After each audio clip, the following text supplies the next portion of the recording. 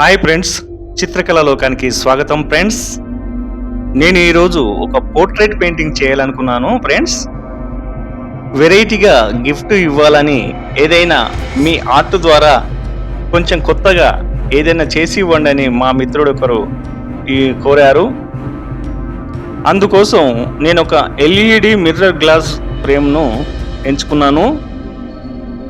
ఇందులో LED lights on చేస్తే మనకు బ్యాక్ సైడ్ ఉన్న ఫిగర్ కనబడుతుంది కనుక ఇది వెరైటీగా చాలా బాగుంటుందని చెప్పేసి అనుకున్నాను. Back side cover విప్పేశాను.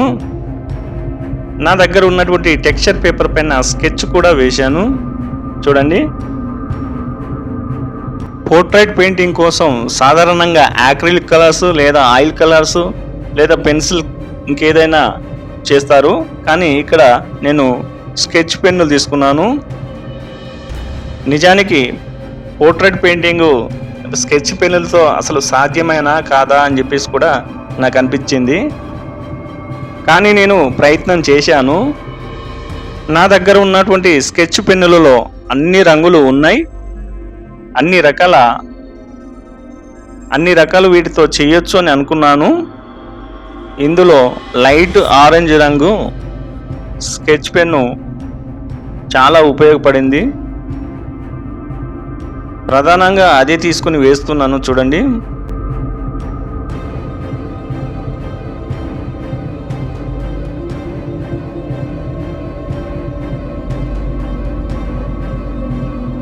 సైడ్ నుంచి నెమ్మదిగా జాగ్రత్తగా వేయాల్సి ఉంటుంది కదా. స్కెచ్ పెన్ను ఒకే చోట ఆగితే ఇలా చిక్కగా రంగును వదిలేస్తుంది కనుక చాలా జాగ్రత్తగా పైన మాత్రమే నేను రాస్తున్నాను. చూడండి, ఫేస్ కలర్లో లైట్ కలర్ ఎక్కడెక్కడ రావాల్సి ఉందో అదంతా కూడా గమనించుకొని ఈ యొక్క లైట్ కలర్ను ఇవ్వాల్సి ఉంటుంది. దీని తర్వాత పింక్ కలర్ కూడా అక్కడక్కడ మనకు ఏదైతే కలర్ ఎఫెక్ట్ కావాలనో అక్కడక్కడ ఇవ్వాల్సి ఉంటుంది. చెంపల పక్కన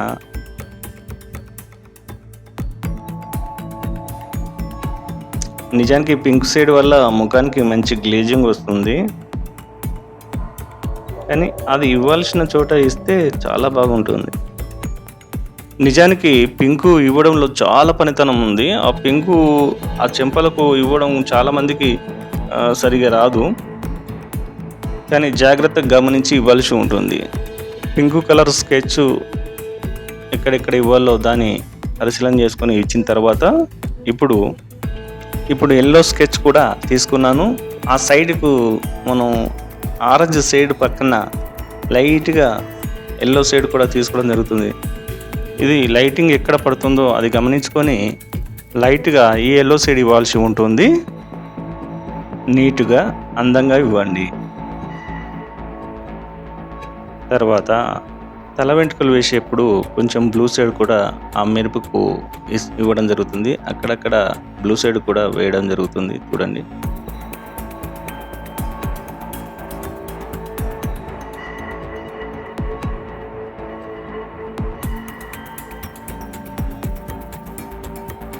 తర్వాత బ్లాక్ షేడ్తో క్లియర్గా వెంట్రుకల్ని క్లియర్గా వేయాల్సి ఉంటుంది. చూడండి,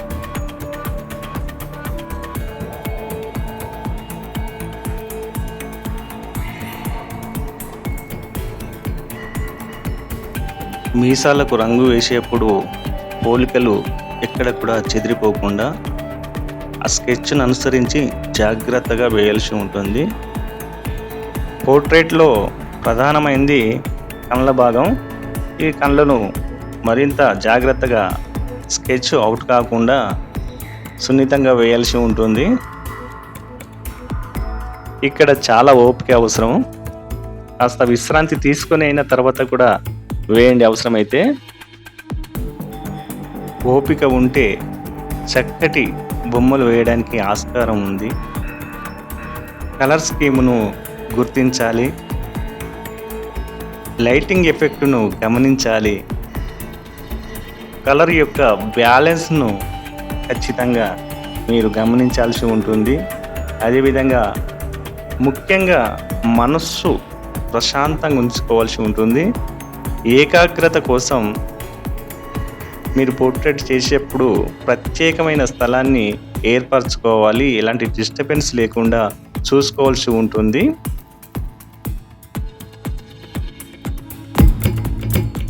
వీడియో స్కిప్ చేయకుండా చివరి దాకా చూడండి. కొత్త విషయాలు కనుగొంటారు.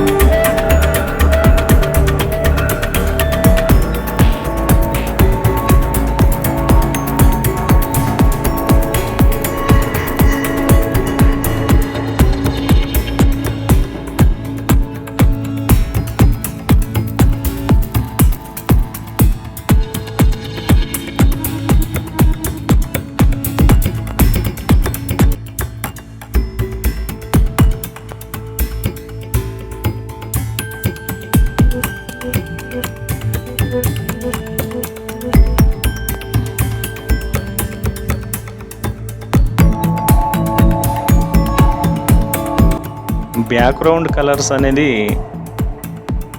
రకరకాలుగా తీసుకుంటారు. నేనైతే ఈ విధంగా తీసుకుంటాను. బ్యాక్గ్రౌండ్ కలర్ అనేది సందర్భాన్ని బట్టి కూడా మనం తీసుకోవాల్సి ఉంటుంది.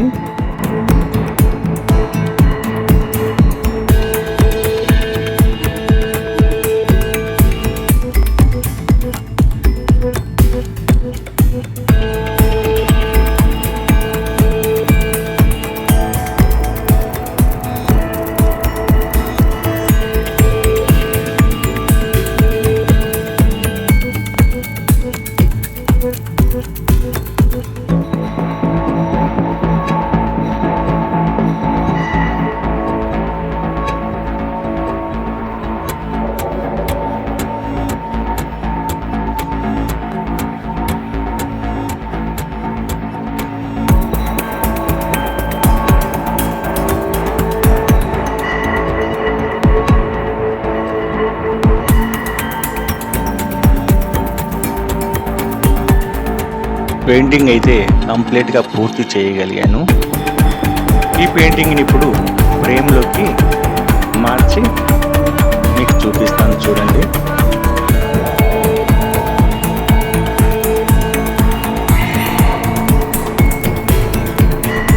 చూడండి ఎంత బాగుందో, గిఫ్ట్కి ఇవ్వడానికి చాలా బాగుంది కదా.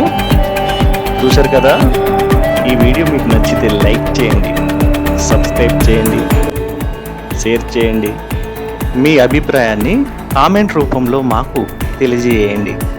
నమస్తే, మీ గణేశ్వర్, సిరిసిల్ల.